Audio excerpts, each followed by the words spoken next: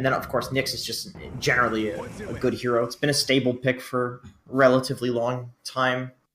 Good against all the int heroes, good against any hero that does damage that you can just use the Spike Carapace to stun them. Pangolier, Baru, even the Venge, Howl. You can stun all these heroes.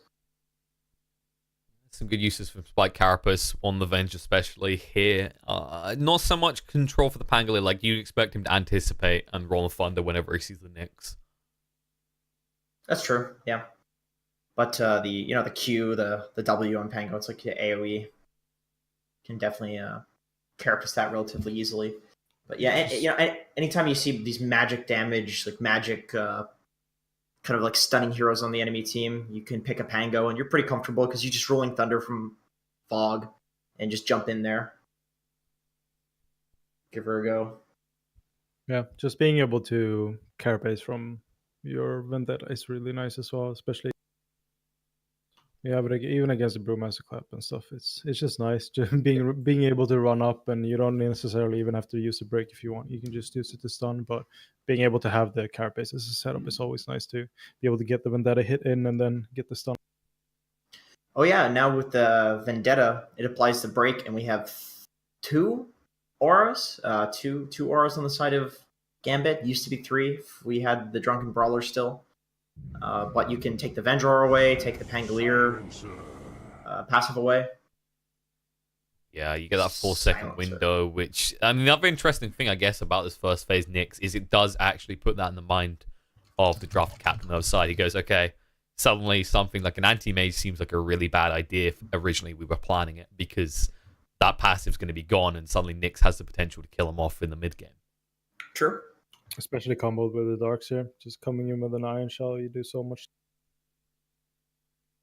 I actually really like the Silencer this game because you have 3 relatively low mana pool heroes that use their mana. So if they die a couple of times and you lose that -2 int, it's very frustrating to play a game like that. You have to get like a Null Talisman to deal with the int that you lost. Oh, hello. Lycan appearing. Gambit looking to get some serious push power behind this lineup. I assume that makes it so Afro's playing the Pango mid. I think so. And the Lycan... Unless obviously they have Immersion playing it. I believe Immersion does play Pango, so that could definitely be an option, and FNG just picks. Yeah, we saw Pango 4 played yesterday, I think in 2 games. It was UVJ that was playing it, but yeah, they were obsessed with the POS 4. I don't think it worked out. It definitely didn't work out the first game. I don't think it worked out the second game either, because that was against Gambit where they lost 2-0, right? Yeah, I think so. Once you get level 6, it's obviously a lot better because you have this. It's like when you get 6 on Nature's Prophet support. It's a power spike that, if it's core that gets that power spike, it's relatively good. But when you're a support that gets that power spike, it's kind of nuts because most supports you get level 6 and it's not as huge as like the Nature's Prophet ultimate or the Rolling Thunder. That's really like the same goes for like the Enigma. The argument is like, sure, they're maybe a little bit weaker, obviously barring the Nature's Prophet, a little bit weaker in the early game, but they hit a spike that's worth it to draft them as a support and have a little bit of weaker of an early game because you're just so confident in that power spike of like having the Rolling Thunder. You're just like, all right, if we have an offlaner that has like a Brew ultimate, for example, and then also the Rolling Thunder in a fight, it could completely change the dynamic of a team fight. Especially with the regularity as well. Like, it's not your big Enigma support where this cooldown is huge, or even a Brewmaster support. It's pretty low. I think it's 70 seconds? The Rolling Thunder, yeah, something like that. It's pretty short. I think they nerfed it. Fairly short.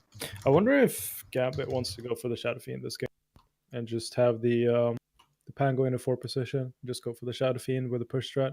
Considering they ban out the Ember, with an Ember with an early Maelstrom, it's quite nice to just have and chip down, especially a summon type push lineup.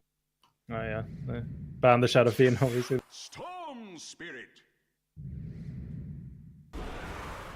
Dragon, well, that gives push. Okay, there's a second push hero that you can grab as well. Oh, turns out you can't ban all the push heroes with these 6 bans.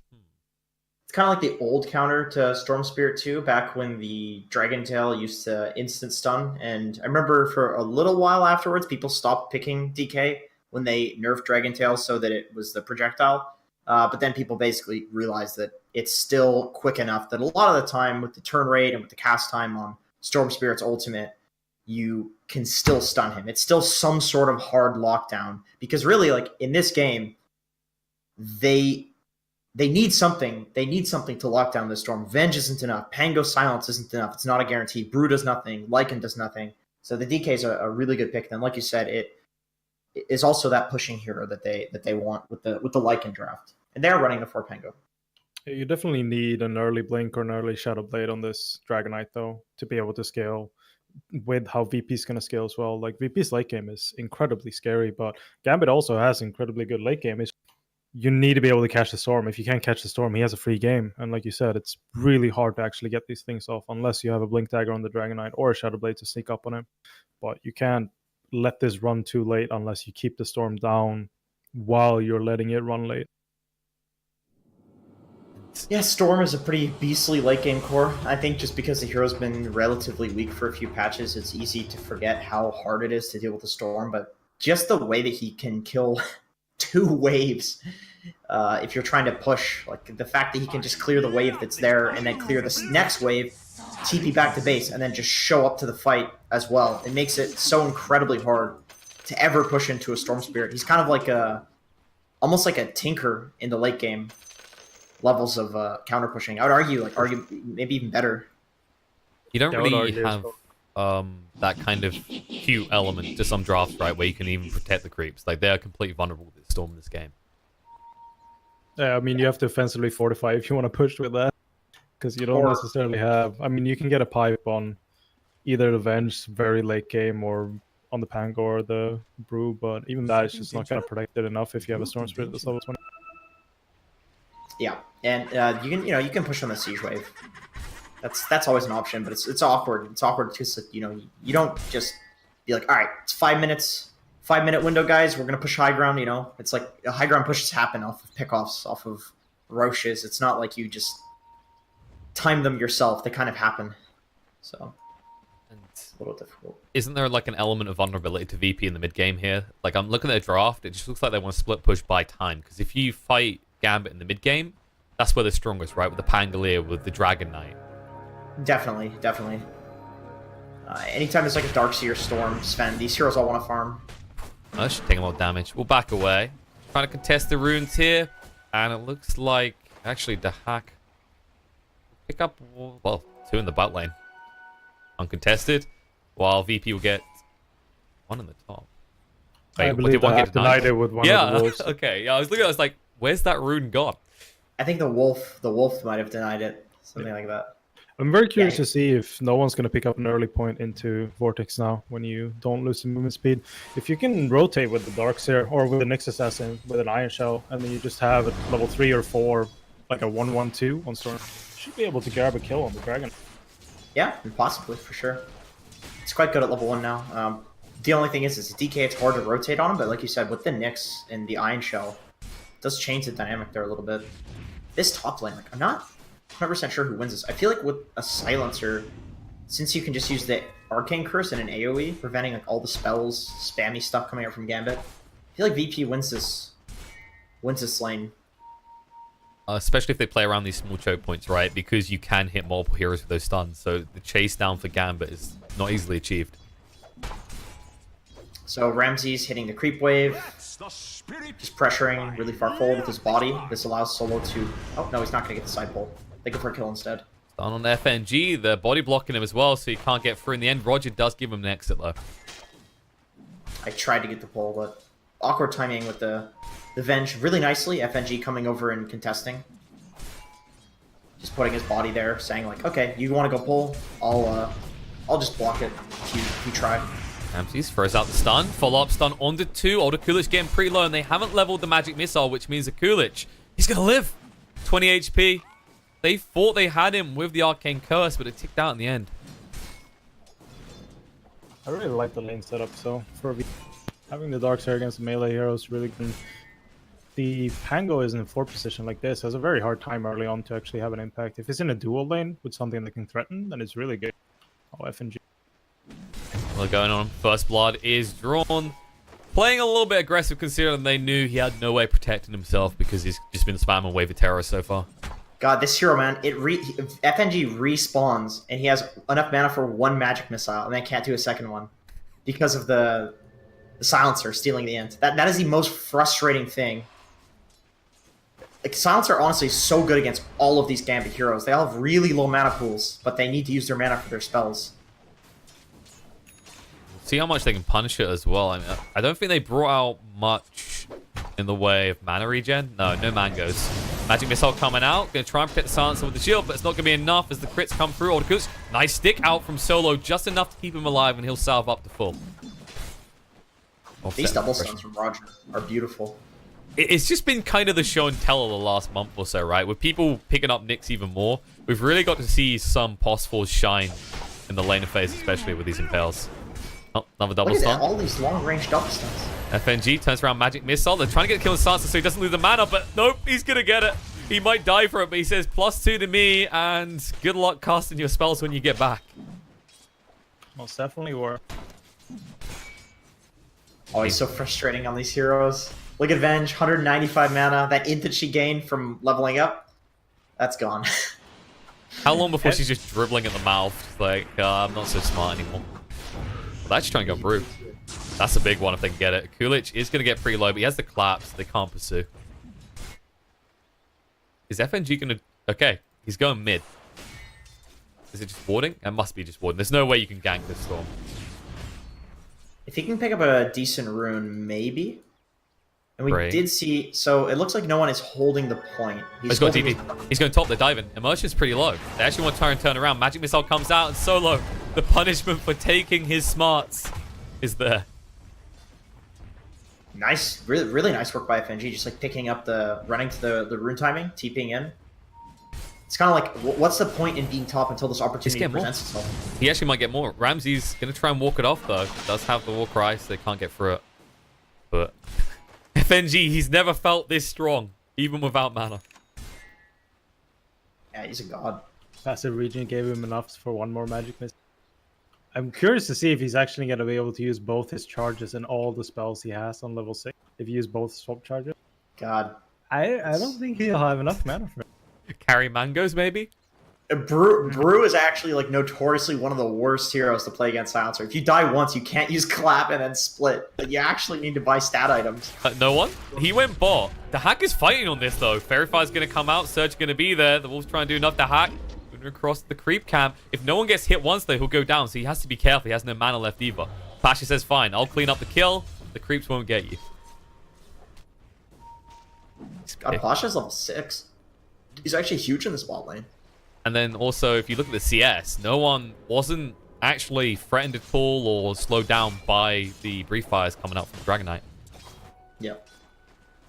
Makes sense. DK's not a super high pressure hero. Although every time I say that, it seems like DK just destroys lanes that he shouldn't. But in this situation, he's doing well. But it's about even. They might try and kill Storm. The problem is he just got 6. FNG is here. Even clarityed up to make sure he'd be able to use both spells. No one's going the other way. And while that's happening in the top lane, Immersion will go down. Another hero getting a little bit stupid courtesy of Solo. Good silencer draft. Unfortunate. Let's see what's Pango's mana at. 279. Rough. Stun out the Storm. They can't get the silence, though. No, they just get the disarm. And conveniently, he'll find a haste. Yeah, if that's a silence, he dies there for sure. Unfortunately, you can't get both proccing at the same time anymore. It's one or the other. I was fine with that. Like, I still think it's kind of crazy to have both of those on one ability because, like, the way I kind of explained it to people was you're basically talking about RNG on top of RNG. It's just kind of two abilities. It's like two passives if you can get both. Look down bottom. The Hawk got his hood before. His catapult wave takes down the double siege wave. Yeah, Pasha can't really do anything. I thought Pasha was on track for getting his Dom first, but it looked like the Hawk got a bit more. Yeah, he's the one that removes the tower first because, I mean, Pasha has some deep push, but you're not going to get rid of the siege. Problem with Darks here is that you have to get the Soul Ring first, so that is what's prevented him from getting despite having like roughly the same net worth. Probably had more net worth before the tower. It's just the Soul Ring. It's necessary. Lycan doesn't need anything like that, you know? They both don't have to be hampered by boots, at least. But yeah, and that's the other thing is, even once you get the Helmet Dominator, it's just the natural push power of the Lycan's always going to be stronger. Yep, true. Yep, Feral Impulse on the Catapult too, just giving that extra damage. He's really never nice. felt so strong. You can tank towers too with your Feral Impulse, gives you the regen. Howl gives armor to the wolves. Playing Brew, oh, he's good. He's got sick charges. Kind of always been the interesting thing about Lycan. And actually, the skill build's changed a little bit because it used to be that people want at least 3 points of Feral Impulse because it made you unkillable in the lane. But now there's a priority on kind of maxing out these wolves and just punishing with tower pushes instantly. Yeah, I think it makes sense. Second point to Feral Impulse's value because it goes from 1 regen to 3, which, you know, makes the laning a lot easier. Gives you kind of a bit of a free tango with your passive regen as well. And then the wolves, just the cripple and the invis on the wolves, and the fact that they have so much HP now, they're very effective to level up. These things are doing 60 damage each. And that's without the helm, without the crit from Shapeshift. Getting the early level 7 as well. Having the Invis Wolves if you want to use them for scouting. Especially once you got the Dominator up, you can just farm with that creep and then send out the Wolves for scouting if you feel like there's going to be pressure on the map. It's very useful to have early on. Yep, even setting them on a support is very frustrating. You have to just run away from them. They can chase you all the way to base. These little wolves, because they hit you, they go invis, they hit you, they go invis. You're not going to drop a sentry or dust the wolves. Pasha pops his ultimate. That's the top creep wave. Pasha almost has his Echo Saber. They're pushing mid, by the way. They committed the Dragon Form, and this is the important tower to get. They even rotated Lycan to ensure that's the case. And this is kind of the beginning of the next 10 minutes preview, right? Can Gambit keep up that pressure and look to just, by 20-minute mark, take all the outer towers of VP? I'm surprised VP actually has a 2k gold lead despite losing 2 of these towers. And Gambit has this the supports farming in lanes. Right? They have 2 people farming the side lanes while this tower push is happening. So Gambit's playing the map really efficiently right now. Version's getting bot lane. You have Brew catching up in the top lane. The pusher's pushing. It's kind of leverage of different lanes, right? Because, I mean, we think about the mid lane and we think about the bot lane, like, damn, actually Gambit, you know, they apply some pressure. Lycan seemed to be having a good time. He wasn't actually finding loads of kills, though, while Pop was a bit of a bloodbath in favor of VP. Yeah. That means Brewmaster just ends up poor by the 10 minutes mark compared to where you'd maybe expect him to be if there wasn't that additional pressure coming out. And now pressure on the Dragon Knight, and we'll try and bring him down. Nice double stun coming out beautifully in the vacuum back as well to keep him all close. DK will fall, trying to chase on the Coolidge. He'll at least be able to pick up the rune, but the wall goes down, and the Centaur Stomp coming off cooldown in 2 seconds. I don't think they even need it. He's dead either way, or he should be. Depends on the missed chances. Oh, the Impale. Actually fluffed here, but they're going to surge forward with the Centaur, and they'll close up a double kill for Pasha. Nice rotation from Pasha. With the Centaur. Very, very strong power spike at the moment. Yeah, these Iron Shells early on is super helpful, especially against the Dragon Knight. Usually notoriously tanky with his passive. Magic damage is always going to tear through. And then now as well, with that fight, you manage to get level 6 on Roger, so you can start rotating around with the Nyx Vendetta and the Iron Shell as well. Probably get some pickups together with no one. Once he gets his Kai, you can get longer jumps as well. I'm very interested to see what he's going to try and aim for as a second item, if he wants to go for more offensive in the Orchid, or if he wants to get the Bloodstone to just start scaling into Lake. I think Orchid's pretty good this game. Against the Pangolier, can jump away, use the ultimate, Brew split, take that away, take the Lycan out of the fight too, take his ultimate away. But, you know, you do lack a lot of mana regen if you don't go for the Bloodstone, just based on the way the regen has been changed. And if you go the Bloodstone, it gives you 200% regen, so it just buffs all of your other regen items as well. And that scales multiplicatively, so you can actually get a second Bloodstone and get double again. It's pretty nuts. Gambit doesn't necessarily... I mean, they have some bursts, but it's more whittling you down as well. So just having the heal of the Bloodstone is also fairly useful for the Storm Spirit. And you have the Global Silence as opposed to needing Orchid. And a Roll Thunder coming in. Global Silence is going to actually be used, and Venge will pay the price for it. Ango's stuck in the base right now. He can't actually get out. He has got the Swashbuckle available as the Silence ends. Split's going to be used. Jumping straight on top of Nyx. Roger's gone. They find more out of this. They activate the Lycan Wolf form. Ramses just going to stand his ground with the Gold Strength active. Does a lot of damage. There's the Vortex. Dragon back. Will get the kill into Pangolier. Now pursuing for more. Afon next on the hit list, but can they get him? Oh, pause coming out. Huh. Not Sure, it's attack. I love the Gambit try to force them back. But definitely, like, with the swap in, it was like a tiny little swap, you know? Kind of unnecessary, super aggressive, insta buyback. They'll pay a price for it, though. Kulich will go down here. No easy way to escape from this. Just wasting the time of VP as best he can to make sure everyone else gets out alive. Gambit, that should kind of be the signal point, right? Okay, actually, we kind of underestimated VP's power spike at this stage in the game.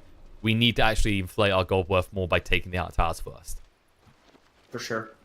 I do like that they tried to force them back, though. That is definitely the play. Just get VP to sit in a very inefficient position, having 3 cores in one lane, and then you just leave and maybe go take Roche, or you go push the top tower, something like that. But definitely very tempting with this sort of lineup to go for that push, because the Benjora, you have the Brew split up, which the Sven was clearing through because he's got a lot of items. You have the Lycan, of course, with the pushing. You have the Dragon Knight with the ultimate. Just super tempting to go for that push. Okay, we get an early tier 3 and just win. By immersion. They found an easy kill. Roger just doing Roger things. Or Nick's things in this case. I think he's happy with his performance. I mean, you gotta be, right? He sniped the core before that fight occurred. He's actually set up a few kills. This is a good start for a Nyx. This is what we'd like to see by this point in the game. Right, and his stuns in the lane were also making the top lane significantly easier for VP. In an aggro tri-lane versus tri-lane scenario, those, like, you know, little efficiency plays with double stuns, denying range creep, stuff like that. That's how you get an advantage in an otherwise, like, relatively easy lane, even lane, I should say. So he's been having a really nice game. Storm has picked up his Kai already, so getting close to level 12. That's when you're gonna see more of those long range, just jump setups from Roger and no one. Keep just getting pick-off kills and just stop the push from actually being able to happen from Gambit's side. But on the other hand, we also saw Afro pick up Amida, so I guess they realized that they need to get some more items up. The Hawk is going for his book 3 before they can actually go for the next push, so... Solo. Important kill to find since he has the global silence again. He will find it indeed. It's an easy kill too. Although, what are you going to do with this? I don't know if you go into the pit because you just used Elder Dragon form for that alone. Yeah, and he's up soon with the, you know, the global. So, not that big of a deal. I guess if you know you're not going to push high ground too soon, then you don't mind doing that anyway. As we were like highlighting before, the Necronomicon level 3 is what they're going to aim for before they head back to hit buildings. Just free gold. Yeah, may as well just take free gold. Like you said, push when they have another power spike. Honestly, the Necro 1's not a bad power spike. The way that it scales, 60 damage at level 1. You know, you get it to Necro 3 and it doubles the damage on the Archer. The other one is like almost does what, 2/3 of the damage at level 1. So yeah, Necro 1's actually very, very good. They might go for Aphon here. They could set up the long range zip. Yeah, they have the break from the Nyx Assassin, but it's a lot of HP. And it's next to a shrine as well. Maybe if Aphon moved towards the mid lane, then you would have converged with Ramses. He actually just went deeper into the jungle. Yeah. And it's still only level 1 pulls. Yeah, you have the stuns from the Nyx, but you don't really have that much follow-up, so he's going to be able to run away and probably get to the shrine in that position. And now under the tier 2, it's almost more dangerous to even go for that. It looks like no one is going for the Bloodstone after Kaya, which I think is very good. I feel like Bloodstone is, I mean, it was a good item on Storm before, but now I feel like it's almost necessary just because of how regen was changed. And without that 200% regen from Bloodstone, you basically cannot replicate the old regen that you used to get on Storm. But with the 200%, it's you know, it doesn't scale as nicely as it did before, but at the very least, come mid-late game, you will have enough regen to actually do those like long range zips. He's at double damage right now. He's going to try and use it as well. Goes on the Brewmaster who has the split. If he can force that out of him though, it's worth, because you could easily just escape afterwards. Swashbuckle won't get the silence they were looking for, but we'll get the disarm. Merchant charging up, getting ready to go for the move, and will. But can he actually catch no one? He's going to keep just ball lightning away. Out of mana now, so they might actually be able to punish no one. Still got the DDs, they have to be a little bit careful. Refire to reduce the damage split's going to come out, and Lycan has activated the shapeshift mode, going to chase down on the Pasha. Stomp onto him. Cycloned up in the air. They can get the storm off this. Global Silence going to be used, but Darkseer is already dead. And when he comes down, no one, he'll be dead too. He has no mana left, no life either.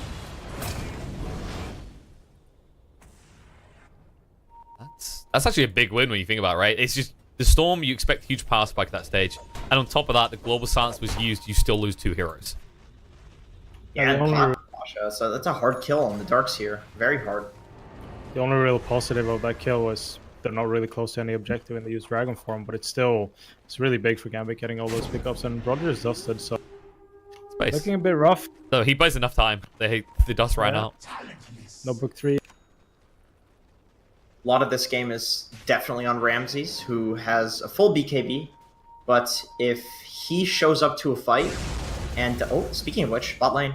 Trying for Kulich here. He does have a TP, so he knows he can't just throw out the stun. And now he's got the assistance there, and the damage is enough to bring him down. It's a freebie.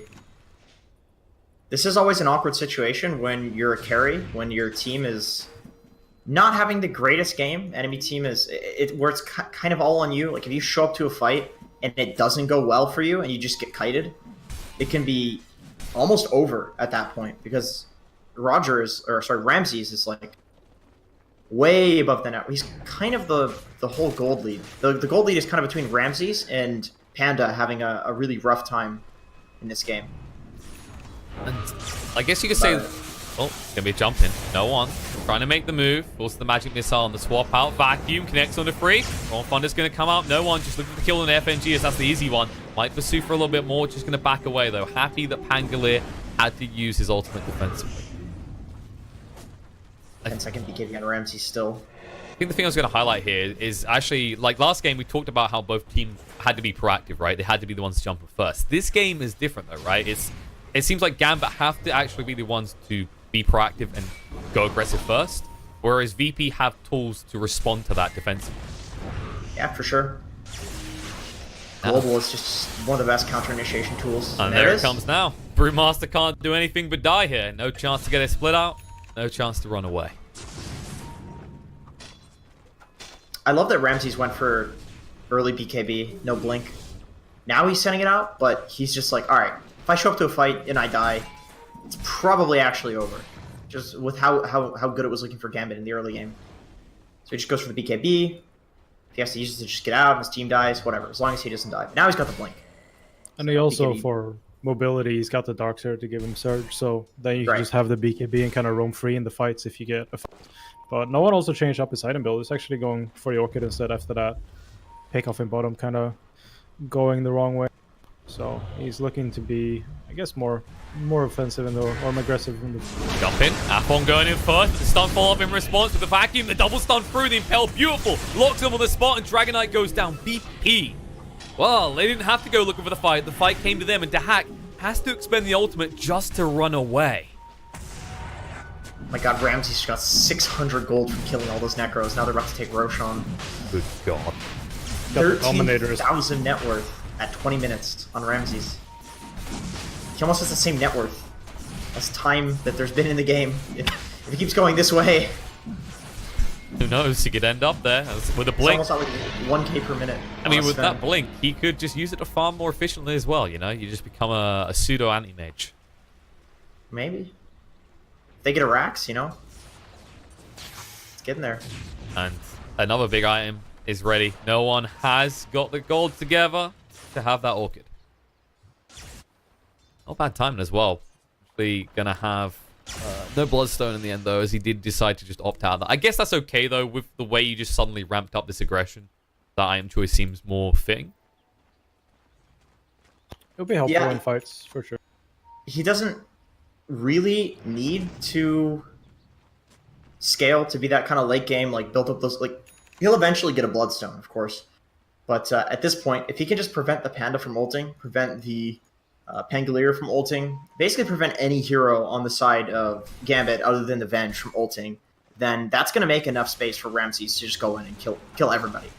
So this is the Ramses show. So all he needs to do is just do whatever he can to support Ramses, and going for a Bloodstone, you know, it would make him tankier, which would help support Ramses a little bit. But I feel like Disable is really the way that you help Ramses, because it's a Sven. You just want to make sure that he doesn't get kited. Basically flexing to the state of the game and flexing on this Lycan right now. With the Orchid being shown, they did use the Global Silence to make sure there was no sort of rebuttal coming in from Gambit. And all the while, Ramses just casually pushing away in the bot lane. I think the global is to prevent like a potential swap out. Solo? My Stupid God. solo thing. I mean, this is kind of the solo classic, right? He usually does this around the Roche pit, but he's always just trying to draw everyone's attention onto him. And I just like this logic of, hey, I've used my global. Can you guys come and kill me now? I just want to like go for a coffee break or something until my ultimate's back up. I remember seeing Solo build. I think he went 6 branches on Destructor, no regen, and then just pool people regen and wards and stuff like that. And it's like, oh my God, this is taking like cost-efficient items to the next level. It's like, dude, branches are so good. I think and then the braces treads. Like, this guy's so tanky. I think my favorite like solo moment in probably the last year is easily when he drafted the Spirit Breaker against a Beastmaster and just kept charging at the Beastmaster to force him to stun him with the new bulldozer. I was like, this is just total solo behavior right now. He's like, just hit me, just throw everything on me. I dare you. Hey man, That's why Solo Ogre was so strong as well. You just run at people, throw the garbage, and they come back, throw more garbage, and just keep doing that the whole game.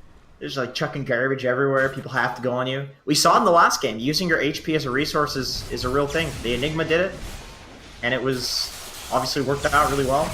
Well, in the end, Swap's going to come out, but Pangolier not protected. Ramses with the backstab. Akulich silenced, so he can't even use the split. Wolf fall as well, and they might keep chasing for more vacuum. Wolf goes down. FNG joins him in the grave. He was trying to save his life, and in the end, he couldn't even save himself. They're going to find another one. Shapeshift activated, but Daxak going to be stunned up. The Stormhammer moving forward with the God Strength. Might be enough to bring him down. With the Vortex dragging him in, it will. They might just go back towards the mid lane here. The wave is pushing in right now. They want at least this tier 2. Half of Ramsey's net worth lead is coming from the Necrobucks. I swear to God, every time Lycan ults, this guy just pops a stun on all the units and gets 600 gold plus the Lycan kill. This has been a big criticism of Necros in the past. I mean, we've seen a lot at TIA. We've seen a lot when Arc Warden was in the meta. It is the kind of drawback of this item choice. It really can just enable your opponents. Yeah.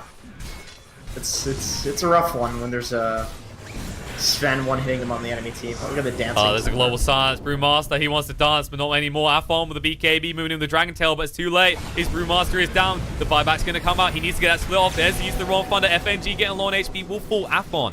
BKB is ran out now, so the Spike Carapace does in fact hurt. Nice Raw Thunder through by Immersion, but they're all so damn tanky, they barely feel it. Solo, who should be the squishy easy kill, sitting on half HP courtesy of that Crimson Guard and Double Bracer. He'll finally die, but this is what you find. For all that, you lose your melee, you lose your tier 3 tower, you have to buy back. Wait, GG? They call GG? He's done. Like, he didn't even wait, he left the game. I didn't notice the call until I saw him disconnect. Go next. Whatever. Go